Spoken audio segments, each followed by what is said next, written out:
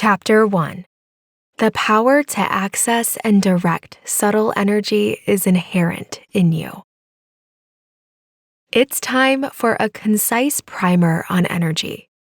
After all, this entire audiobook is about accessing the energy you need, and that special subtle energy, to become your own best ancestor.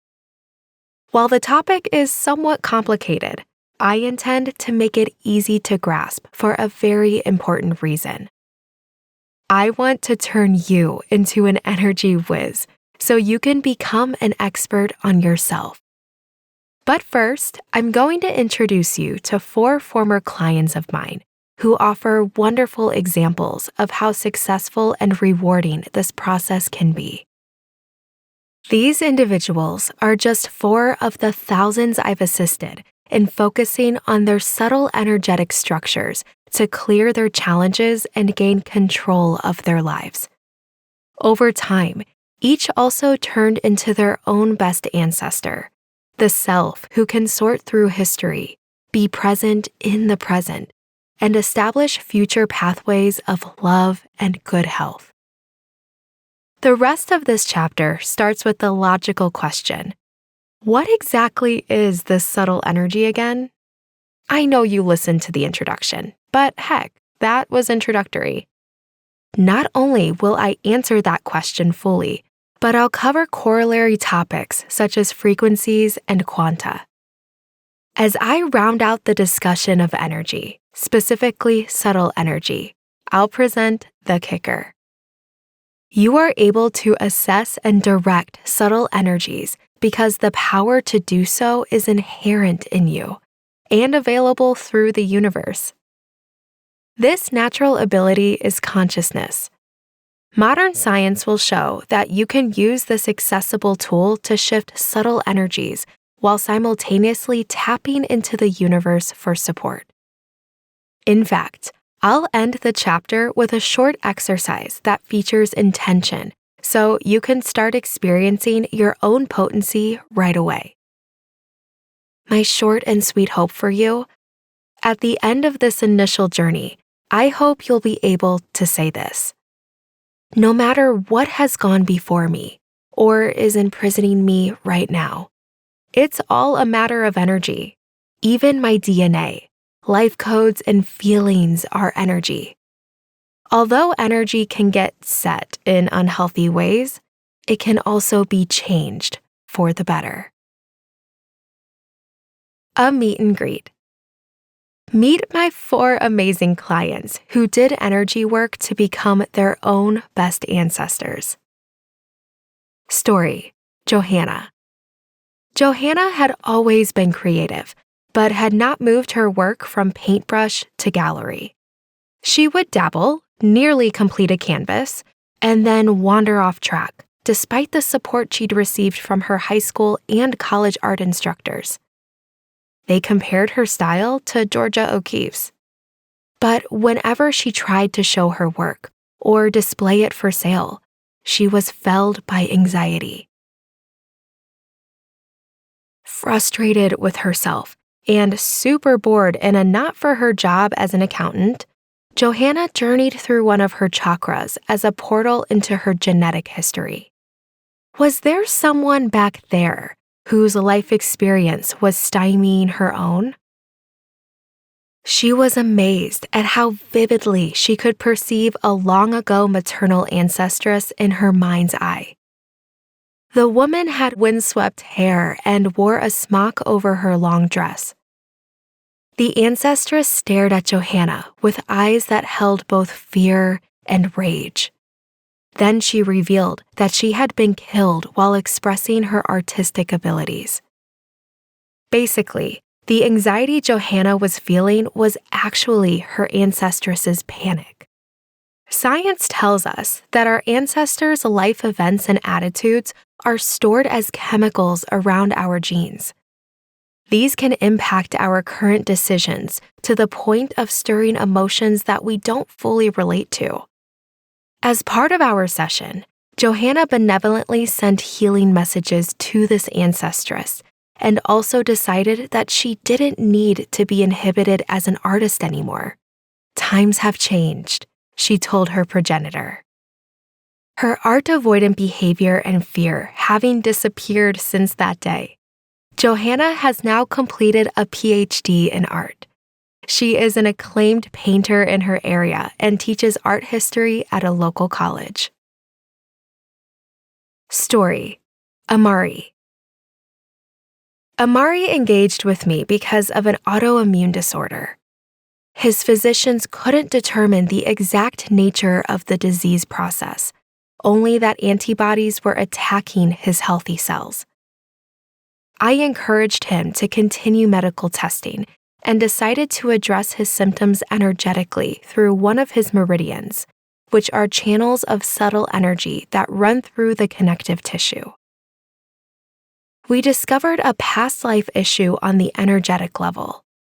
Amari's soul, the part of the self that travels from lifetime to lifetime to learn about love, carried the imprint of a traumatic demise caused by the Black Death in the Middle Ages. I find that mysterious disease processes can be linked to illnesses from another time. The emotional and physical trauma of that previous death had locked into his soul, and it activated when he feared falling ill during the first years of the COVID-19 pandemic. After he embraced the feelings of powerlessness that arose during the pandemic and met his soul with compassionate understanding, Amari's condition began to improve. Story: Arnie. Arnie was an 80-year-old man who had suffered from bouts of anxiety his entire life. Many of its causes originated in his childhood during this lifetime. Growing up at the tail end of World War II, with a father stricken with combat-related post-traumatic stress disorder, Arnie attributed many of his issues to being exposed to his dad's violence. I admired how many years Arnie had spent in therapy, to the point of using ayahuasca as a sacred medicine to calm his nervous system. Yet, he was underwhelmed with the results. So how did energy healing assist Arnie? He cleaned the programming in his chakras through his nadis, the subtle channels that move through and operate as nerves. It took about 6 sessions before he reported feeling chill much of the time. As you'll learn, your nadis are part of the polyvagal system, the fight, flight, freeze, and fawn reactions to stress. Story: Martina. Martina had spent years pursuing various forms of assistance, to no avail. One problem was that she didn't know how to describe her issue. She simply felt like a part of her was missing, that a vital aspect of her identity was unavailable to her. It's hard to explain an empty space. Because of this missing piece, Martina had a difficult time putting herself out there and making friends. She felt lackluster and even dishonest during her exchanges with others. I helped her reach through her auric field to a set of otherworldly realities called the imaginal realms, which you'll learn about in Chapter 10. In one of those realms, which are realities that are available to us all, she was greeted by a parallel self, a part of her soul living in a concurrent space and time. This other Martina was whole and complete. By absorbing that parallel self's ability to relate and express, Martina felt fulfilled in this life space. She started meeting new people and last reported that she was ecstatically in love with a warm, loving woman. You've now walked for a short while with these amazing human beings, long enough to perceive that the subtle body can serve as a primary vessel for addressing soul, legacy, and hybrid challenges. The body's energetic structures are available for this type of creative change because of the nature of energy, specifically subtle energy. The subtle energy of energy. You know how fun it is to be so energized that you leap out of bed in the morning, or at least get the dishes done without struggling. Compare that to the low energy moments when you lack the strength to even use a dish while you eat. We all want to shine as bright as the sun, no matter the clouds that will inevitably come our way. The irony is that to have an awesome amount of everyday energy, you must tap into your subtle energies. I'll show you why. Remember our formula from the introduction, that energy is simply information that vibrates? Let's start there. Information is simply influential data. I like emphasizing the influential because the world, your world, is full of data that usually doesn't matter. For example, review your yesterday. There are 1,440 minutes in 24 hours. It's exhausting to break those minutes into seconds, but go ahead if you feel like it.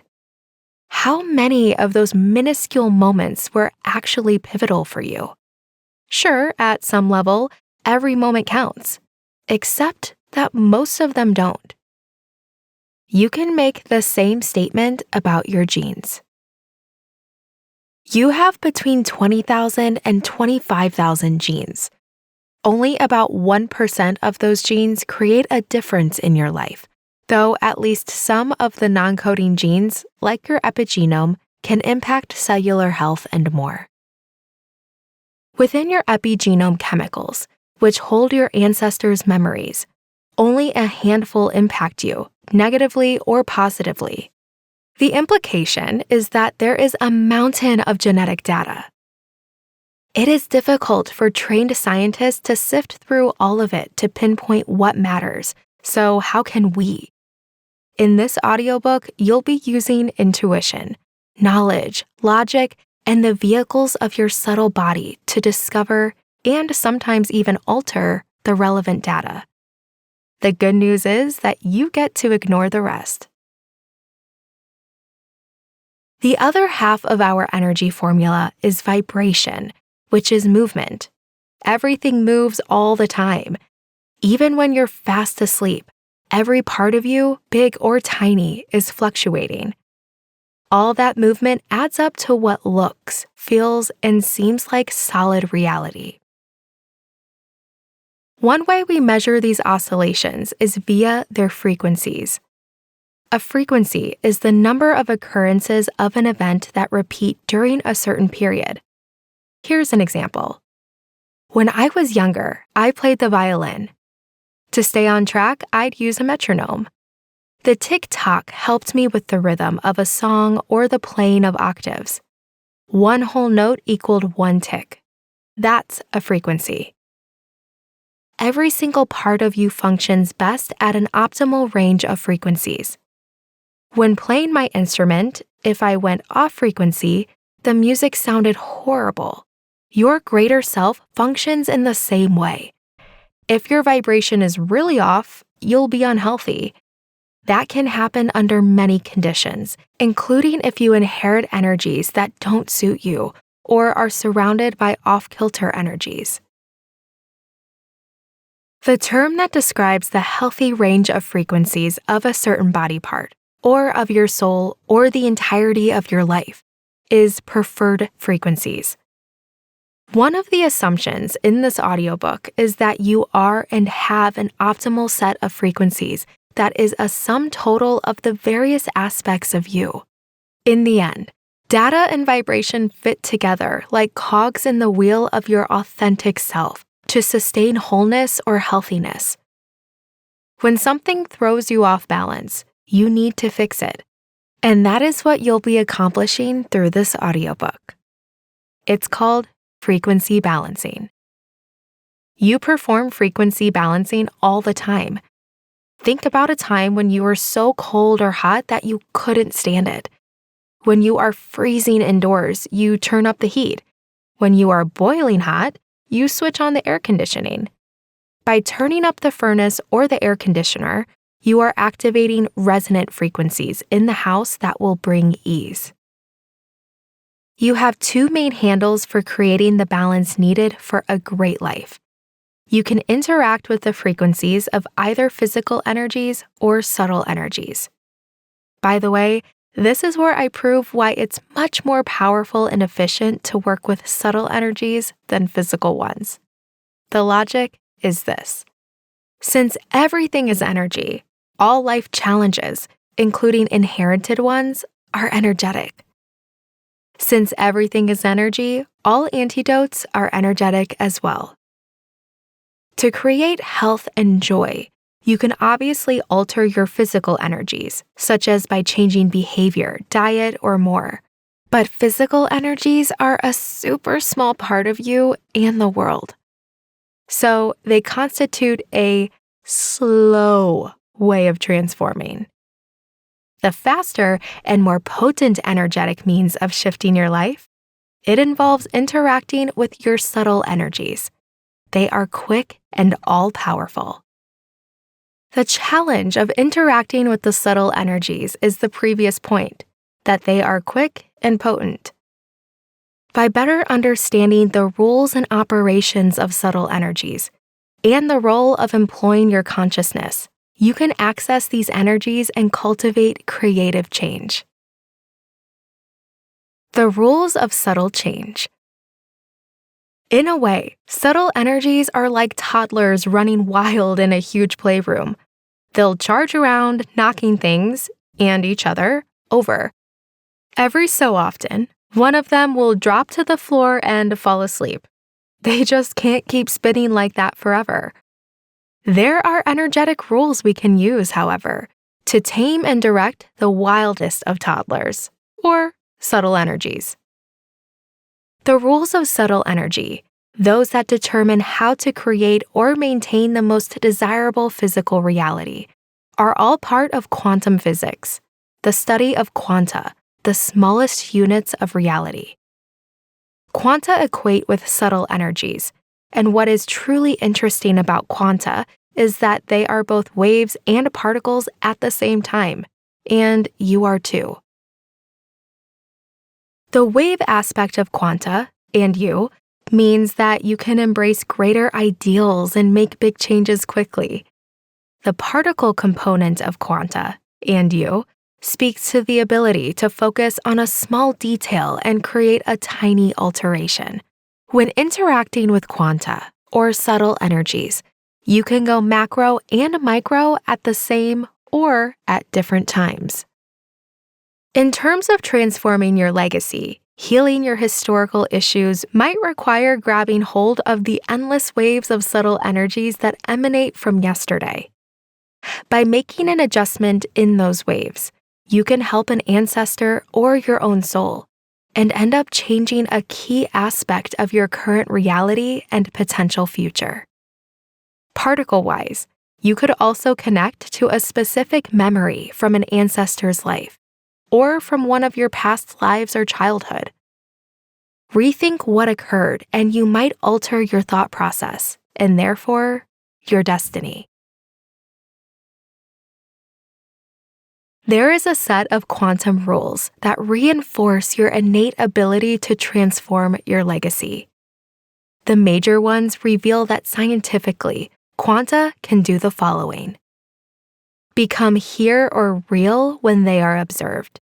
Otherwise, they are sort of drifting around as, or within, waves, which is not terribly clear or productive in 3D reality. But you can learn how to make decisions that create the reality you want, not merely the one you inherited. Go anywhere they want, like untended toddlers, until you call for organization. Yep, no matter where or when the quanta are needed, you can call them to order and create anew from there. Obey something called the uncertainty principle. This is a super strange theory. Basically, it asserts that there is a limit to what we can measure regarding quantum wave particles. For instance, we can figure out their position or momentum, but not both simultaneously. The uncertainty principle, formulated in 1927, is traditionally considered proof that nothing can move faster than the speed of light. Newer propositions, however, suggest that information can move faster than light if traveling within warped time-space. The uncertainty principle leaves room for this quicksilver travel, in that quanta exist in a sea of fields that are ever-changing, allowing for the possibility of data transfer at speeds faster than light. My own theory is that information can move faster than the speed of light, even if, as Einstein said, it's terribly difficult, maybe impossible, to get mass up to that speed quickly. Think on this idea. It means that you can interact with subtle energies to get information instantly or make changes supersonically. You can read data about yesterday, peer into other todays, and conjecture about best tomorrows. Once they have been connected, quanta and everything else remain linked together and interactive. This is called entanglement theory. It suggests that you impact everyone and everything else, and vice versa, even if separated from them by time and space. We're arriving at the steering wheel of subtle and physical reality. It's called consciousness. The consciousness of the universe, and you. One of the reasons Johanna, Amari, Arnie, and Martina, my clients in the previous examples, were able to better their lives is that they became aware of their ability to assess and control subtle energies. Said more plainly, they became conscious. I'll give you my version of consciousness, as well as the science and application of this concept. Consciousness is empowered awareness. Your consciousness can decide when quanta move out of and into history and the present, and also which quanta get locked into the 3D stage of right now or tomorrow. You're not alone in this effort. It might be that the universe is conscious too. The fundamental notion behind my last statement is that everything is interconnected within the universal quantum field. This enormous field is also called the universe, universal consciousness, and the quantum information field, among several other terms that basically sound the same. The thinking is that the universe stores data in geometric forms. As everything does, this information is constantly vibrating. If your energy matches or resonates with an energy held in the greater field, the universal energy is added to your own energy. Zoom. With that extra pow, you might get a huge healing, gain a gigantic aha, or run the entire 26-mile marathon. This interactive sharing means that everything in your current life is here because you're holding and expressing frequencies or programs that sustain what is appearing. A program is a code. Therapists often use the word program to talk about beliefs. A belief might sound like a truth, but it might not actually be true. It might simply be an opinion, but these are all powerful in that they tend to run our thinking, and therefore our perceptions and actions. When numerous programs get together and interact, they create patterns. Most patterns are templates that defy the conscious mind. In other words, they often run on autopilot, which makes life simpler but also often unhealthy. Quite frequently, many of our troubles are caused by programs running within patterns that cause us to feel, behave, or see ourselves or the world in inaccurate and unhelpful ways. Inherited frequencies, like all programs and patterns, may or may not support your genuine self. Most of us ingested lots of harmful or dislikable programs from our ancestors, in addition to picking them up during childhood and from the greater culture around us. In general, you probably aren't aware of the swarms of subtle energies causing your contemporary reality, but they are omnipresent. the universe will keep reinforcing them unless you compose different messaging. Because of quantum entanglement, the impact of one thing on another, making one change can produce lots of other changes. The power of intention. Intention is focused consciousness. When we compose an intention or create a statement or idea of what we'd like to occur, and we throw our energy behind it, quantum wave particles interact and can create a different reality. That means we can eliminate what is stuck and lock what we desire into 3D. I love the research showing how effective the power of conscious declaration can be. I'll give you a couple of other examples. Let's talk food and water. Heck, how about chocolate? Study after study has shown that sending positive intentions into various foodstuffs, including chocolate, improved the gastronomical experience or taste and the moods of those sampling the programmed goods. If chocolate isn't your thing, how about wine? One study revealed that 11 out of 12 wine drinkers preferred the taste of positively influenced wine, even though they didn't know that the beverage had been tampered with. You are intentional all the time, even if you don't know it. If you think that a piece of pie will taste bad, it probably will. If you have an upbeat attitude when you try a new food, you'll probably like it. The key is to seize control of your attitude and compose intentions quite deliberately, which you'll be doing through the exercises in this audiobook. The easiest way to form an intention is to create a statement of desire. There are 3 basic parts to that formula. First, be clear about the desire. Second, you must phrase the goal in present time, as if it already exists. And third, you should employ uplifting language. Positivity begets positivity. Intention can seem like a very simple approach to performing quantum change, maybe even too simple. Remember that the key to altering reality is to be conscious of what you desire. As you practice intention in the upcoming practice, be aware of the fact that you are making a decision that will shape and reshape quantum or subtle energies. Profound change can be simple. Practice. Creating an intention. Think of something about your physical or mental health that you would like to change.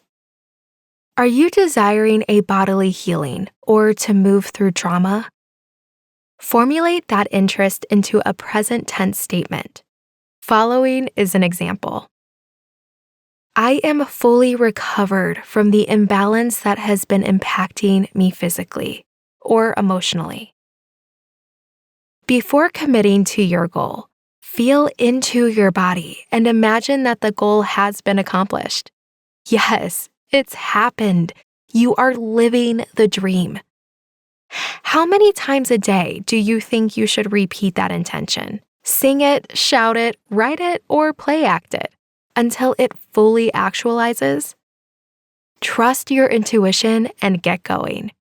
Our quantum rules suggest that the universe will respond to what you're assuming is already true. Summary. When it comes to the composition of your current reality, subtle energies are king and queen.